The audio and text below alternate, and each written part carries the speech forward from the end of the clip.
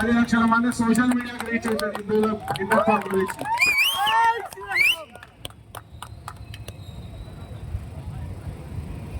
నేను వచ్చుడు కూడా ఇష్టం లేదు కదా కొందరు హిందువులకి.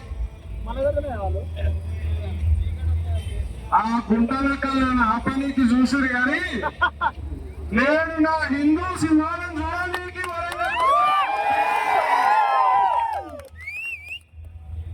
ఇలా వరంగల్ ఎక్కువ మటుకు లెఫ్టిస్ట్ ఉంటుండే.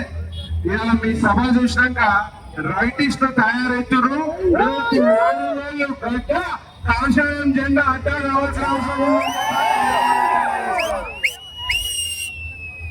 ఇలా హిందుత్వం ప్రమాదంలో ఉంది. మన నల్గొండలో చెప్పిన హిందుత్వంతో ముంగు బొగ్గురికి ప్రమాదం ఉంది అనగా నా మీద పోలీసు వాళ్ళు కేసు పెట్టారు. నేను తప్పు మాట్లాడినా కరెక్ట్ గా చెప్తాను. నేను హిందుత్వానికి ముగ్గురుతోటి ప్రమాదం ఉంది. నీచిగాంతో, కమినగాళ్ళతోటి, మరి నీచిగాడు హైదరాబాద్ బాంబార్ది వాయిస్ కాదని చెప్పి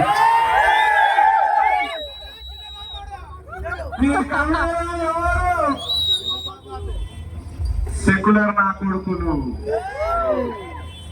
మనమందరూ ఒక్కటే, మనందరూ దేవుడు ఒక్కడే, కలిసిమెలిసి ఉండాలి అని చెప్పే సెక్యులర్ నా కొడుకులు.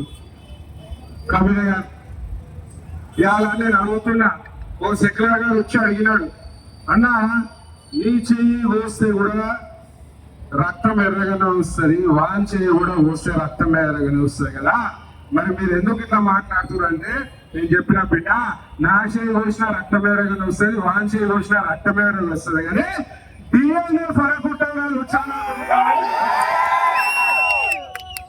ఫరక్ ఉండదా లేదా? ఇవాళ దానం చేసే గుణం హిందువులకు ఉంటుంది, ధర్మం చేసే గుణం హిందువులకు ఉంటుంది, జాలి హిందువులకు ఉంటుంది, దళ హిందువులకు ఉంటుంది.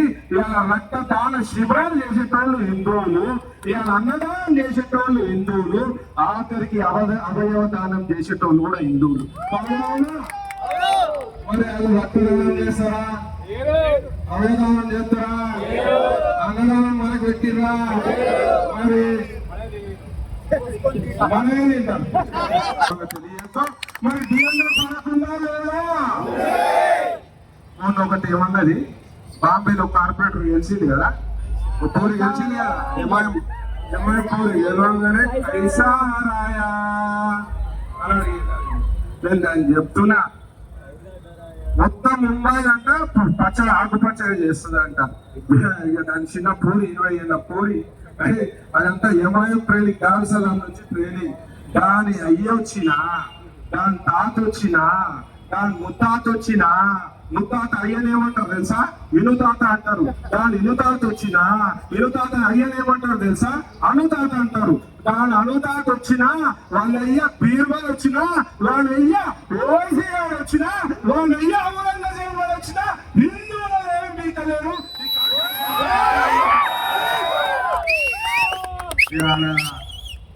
ఏమనంటే పంద్రాల మీద అంటారు. మనం మాట్లాడినాం అనుకో చాలా కోపం. వాళ్ళని బాగుమడుదులు అంటే కాంగ్రెస్ వాళ్ళకి కోపం, వాళ్ళని బాగుమడుదు అంటే పోలీసు వాళ్ళు కేసు పెడతారు. మరి ఓడిసి కానీ మీద ఈగ వాడనియారు. మరి వాడు ఎన్ని మాటలన్నా మరి బారాకున్ మాఫ్ లెక్క మరి ఈ ప్రభుత్వాలు, ఈ యొక్క ప్రభుత్వం, గత ప్రభుత్వం తీరు వాళ్ళ సంతలు లాక్కుంటూ వాళ్ళ వంటి కొట్టి వాళ్ళ కూడా ఉంటారు, హిందువులకు ద్రోహం చేస్తారు అని చెప్పి చెప్తున్నారు. కాషాయ అవసరం ఉన్నది. ఇవాళ కాషాయ జెండా వాటాల్సిన అవసరం ఉన్నది. ఇవాళ ర్యాలీలకి పర్మిషన్లు కావాలి. ఇవాళ ర్యాలీలకి పర్మిషన్ కావాలి. 1500 బైకులు తీసుకోవాలంటే 150 పర్మిషన్లు కావాలి. మరి రేపు దినం వీళ్ళకే నమ్ముకుంటూ ఇదే కాంగ్రెస్, నేను ఒక బీజేపీ నాయకుడు లెక్క మాట్లాడతలే, నేను కట్టారు హిందూ అని మాట్లాడుతున్నాను. రేపు ఇట్లనే పోయి మనం వీళ్ళనే ఓట్లు వేసుకుంటూ గెలిపించుకుంటూ పోతే ఇంట్లో మంత్రాలు చదవాలంటే పర్మిషన్ తీసుకునే పరిస్థితి వస్తుంది. ఇంట్లో గంట కొట్టాలంటే పర్మిషన్ తీసుకోవాల్సిన పరిస్థితి ఉంటుంది. గుళ్ళ మానేసుకోవాలంటే పర్మిషన్ తీసుకోవాల్సిన పరిస్థితి వస్తుంది. అట్లాంటి బతుకులు మనకు అవసరం అని అడుగుతున్నా నేను. అలా హిందుత్వం జోలికి వస్తే ఊరుకునే ప్రసక్తి లేదు. హిందూ ప్రతి ఒక్క హిందూ రాముడుగా ఉన్నన్ని రోజులు ఓపికతో ఉంటాం బిడ్డ. పరశురాముడుగా మారుతూ మాత్రం కంకాలు చేస్తే మీరు కొడుకున్నా అని చెప్తున్నాను.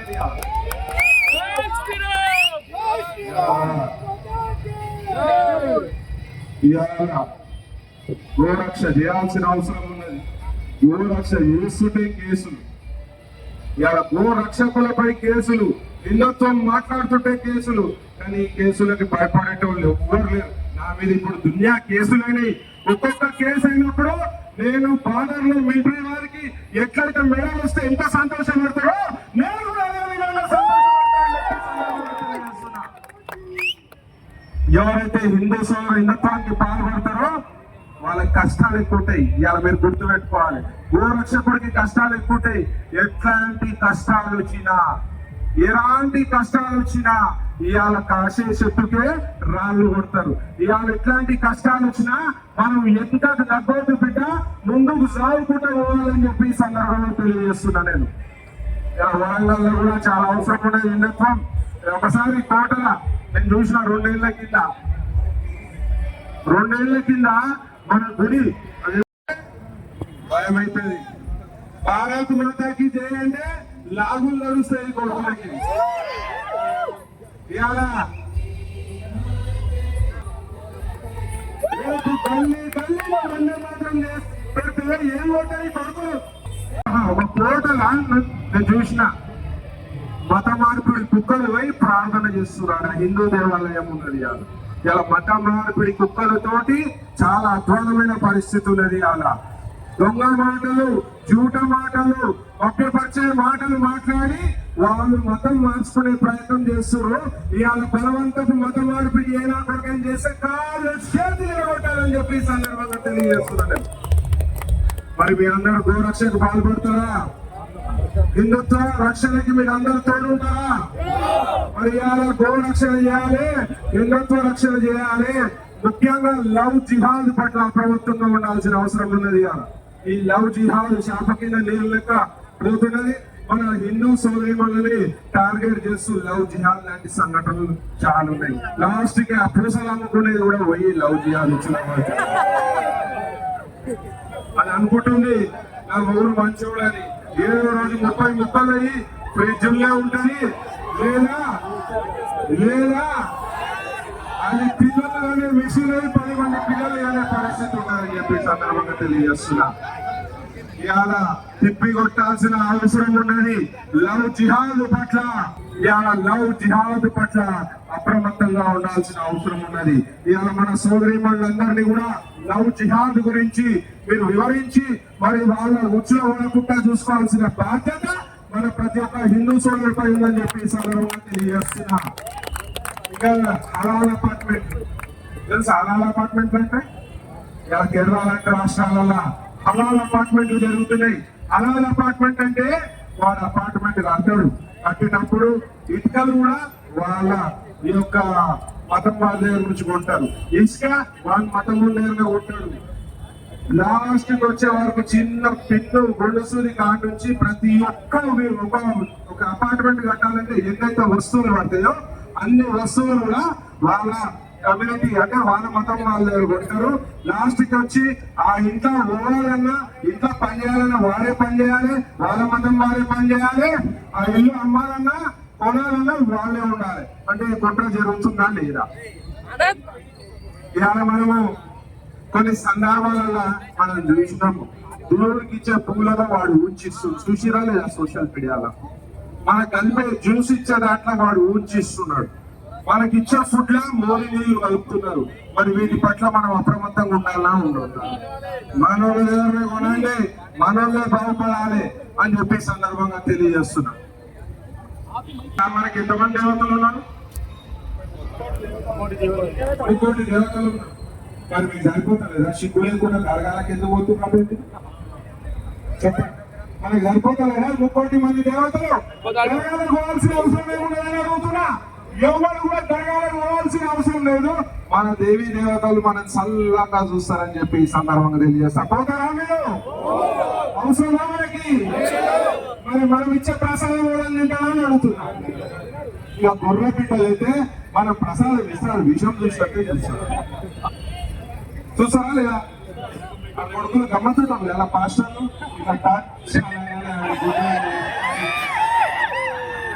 పచ్చ అంటే కుంటోడు లేచి ఉంటూనే ఉంటాడు.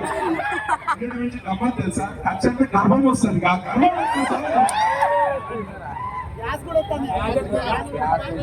అడుగుతున్నా పిచ్చపల్లికి వచ్చి అడుగుతారు, మా మతంలోకి రా, మా మతంలోకి రా, మా మతంలోకి రా. ఎందుకు మీ మతంలో పొగలు లేరా? చదవలేదా? అడుగుతున్నా. దొంగతనంగా మత మార్పిడి చేస్తే కాలు చేతులు ఇరుతాయి బిడ్డ అని చెప్తున్నా. ఇవాళ హిందుత్వాన్ని కాపాడుకోవాలంటే దళిత సోదరులు చాలా అవసరం. మన ఇంత పెళ్ళైనా దళిత సోదరుడు అవసరం ఉంటది, సావైనా దళితులు అవసరం ఉంటది. ఇవాళ దళితులకి ఎవరన్నా సరే గుళ్ళకు ప్రవేశం లేదని ఈ చుట్టుపక్కల గ్రామాలలో ఎవరైనా పోదవారంటే మాత్రం వాళ్ళు కాలు చేతులుగా ఉండాలని చెప్పి చెప్తున్నా. ఇవాళ దళితులు బాగుంటే హిందుత్వం బాగుంటది, దళితులు బాగుంటే మనమందరం బాగుంటామని ఈ సందర్భంగా తెలియజేస్తున్నా. మన దళిత సోదరులు కాపాడుకుంటామా లేదా అని అడుగుతున్నా నేను చెప్పి ఈ సందర్భంగా.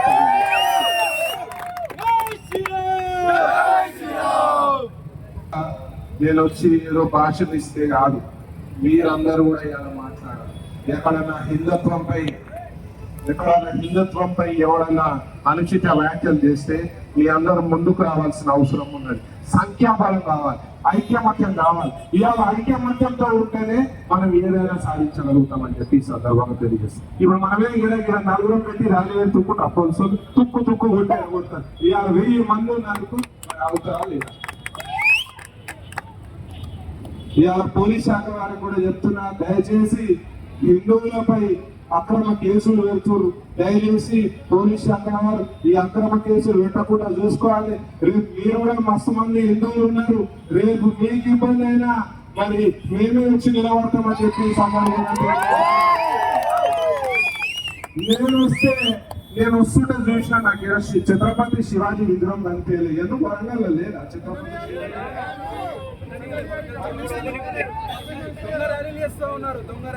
ఛత్రపతి శివాజీ విగ్రహం పెట్టాల్సిన అవసరం వరంగల్ పట్టణంలో ఛత్రపతి శివాజీ విగ్రహం పెట్టండి, నేను కూడా వస్తా. చేయండి. అందుకే చెప్తా, మా బీజేపీ ఒక్కసారి మా బీజేపీ రాష్ట్రంలో అధికారంలోకి వస్తే ఛత్రపతి శివాజీ విగ్రహాలకి ఎలాంటి పర్మిషన్ అవసరం లేదు. ఛత్రపతి శివాజీ విగ్రహం పెట్టుకోవాలని చెప్పి ఈ సందర్భంగా తెలియజేస్తున్నా. ఒక్క అవకాశం కాషాయ జెండాకి ఇవ్వండి, ఒక్క అవకాశం బీజేపీకి ఇవ్వాలి అని చెప్పి మీ అందరి సమక్షంలో నేను కోరుతున్నా. ఇవాళ దొంగల పాలిట 10 ఏళ్ళు దొంగలు పాలించిరా లేదా? ఇప్పుడు ఇల్లు పాలిస్తున్నారు. మరి హిందువులు సంతోషంగా ఉన్నారా? ఎన్ని గుళ్ళపై దాడులు జరుగుతున్నాయి అంటే ఓరు గుళ్ళపై దాడులు జరుగుతున్నాయి. విగ్రహాలను చెక్కేస్తున్నారు, విగ్రహాలు ధ్వంసం చేస్తున్నారు. మరి అలా ప్రశ్నిస్తే నాపై కేసులు పెడుతున్నారు, ప్రశ్నిస్తే హిందువులపై కేసులు పెడుతున్నారు. వీళ్ళు కేసులు పెట్టినంత మాత్రాన భయపడేటోడు వాళ్ళు లేడు. ఎట్లాంటి పరిస్థితుల్లో హిందువుగారని చెప్తున్న ఒక కట్టరు హిందువుగా నా ధర్మం జోలికి వస్తే నేను ప్రాణాలు ఇయ్యని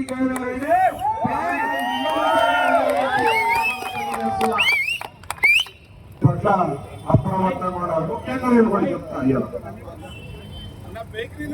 బీజేపీ రావాల్సిన అవసరం లేదు, పార్టీలకు అతీతంగా ప్రతి ఒక్క హిందూ రావాల్సినవిగా మనవి చేస్తున్నా.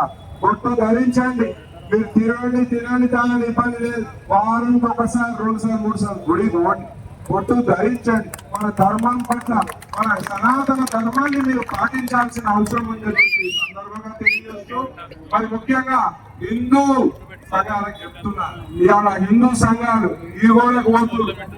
ఏమిగో మనం వచ్చిందే హిందుత్వం కాపాడాలి, హిందుత్వంలో ఐక్యమత్యాన్ని చాటి చెప్పాలనే ఒక ముఖ్య ఉద్దేశంలో ఇవాళ వెంకటేష్ చేస్తే వారికి మండుతుంది, వాళ్ళు చేస్తే తీరా కొడితే ఏమంటాడు కలిసిమెలిసి ఉండాల్సిన అవసరం ఉన్నది. అందరూ కలిసిమెలిసి మరి పండగ చేసుకుంటే ఇంకా ఇప్పుడు ఒక్క ఏళ్ళకున్నంత బలం 5 ఏళ్ళకుంటే ఎట్లుంటే ముట్టి వేస్తే ఎట్లుంటే చెప్పండి. ఇవాళ 5 ఏళ్ళు వలసిన బలం మరి అన్ని సంఘాలు హిందూ సంఘాలు అన్ని కూడా కలిసి మరి ముందుకు పోతే మన లక్ష్యము హైందత్వం, మన లక్ష్యము సనాతన ధర్మం, మన లక్ష్యము ఎవరైతే మనపై దాడి చేస్తున్నారో వాళ్ళని తిప్పి కొట్టాల్సిన అవసరం ఉంది. సో మనం ఆ లక్ష్యం దిశగా ప్రయాణం చేయాలి. ఓడోడు వచ్చి పుల్లలు పెడితే మనం పట్టించుకోవద్దు. ఐక్యమత్యంతో ఈగోస్ పక్కన పెట్టి ముందుకు సాగాల్సిన అవసరం ఉందని చెప్పి ఈ సందర్భంగా తెలియజేస్తూ మరి వచ్చే ఏడాది వస్తామని మీరు శివాజీని విగ్రహం పెడతారని అడుగుతున్నా.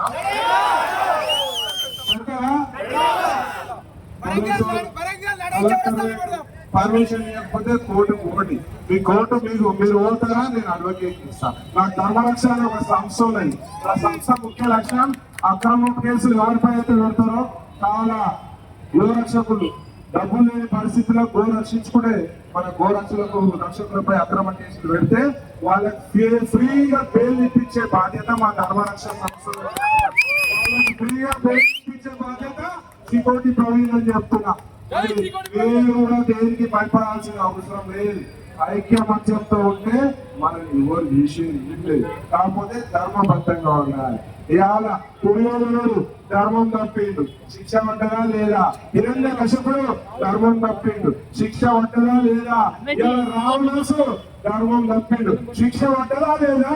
అచ్చలే మన హిందూ సోదరుల ధర్మం తప్పితే వాడికి కూడా శిక్ష పడ్డదని చెప్పి సందర్భంగా తెలియజేస్తున్నా. ఇవాళ దొంగ పాస్టర్లను పట్టియాలి, దొంగ బాబాలను కూడా పట్టియాలి. హైందత్వ ముసుగులా ఎవరన్నా దొంగ బాబా అంటే కూడా ఆమె కూడా తోలు తీసి డబ్బు కడతాం బిడ్డ అని చెప్పి ఈ సందర్భంగా తెలియజేస్తూ మరి హిందుత్వానికి ఎక్కడ కూడా మచ్చ రాకుండా చూసుకోవాల్సిన అవసరం ఉందని చెప్పి ఈ సందర్భంగా తెలియజేస్తూ మరి వాళ్ళ లేట్ అయినందుకు మరి ఈ యొక్క ర్యాలీలో నాకు జనం తక్కువగా కనబడుతుంది. బాధ లేదు, నేను రావాలనుకున్నా, నా హిందూ సింహాలను చూడాలనుకున్నా ఇలా చూసా. సోషల్ మీడియా ప్రత్యేకంగా ధన్యవాదాలు. మరి ముఖ్యంగా పోలీస్ మొత్తం వరంగల్ తెలంగాణ రాష్ట్రం అందరికి కూడా షేర్ చేయాలి. మనం అందరం ఐక్యమత్యంతో ఉండాలని చెప్పి ఈ సందర్భంగా తెలియజేస్తూ మరి ఈ యొక్క ర్యాలీకి విచ్చేసిన హిందూ సోదరులందరూ కూడా మరొక్కసారి శిరస్సు వంచి నమస్కరిస్తూ మంచి నాయకులు కావాలి, హైందత్వం పట్ల మంచి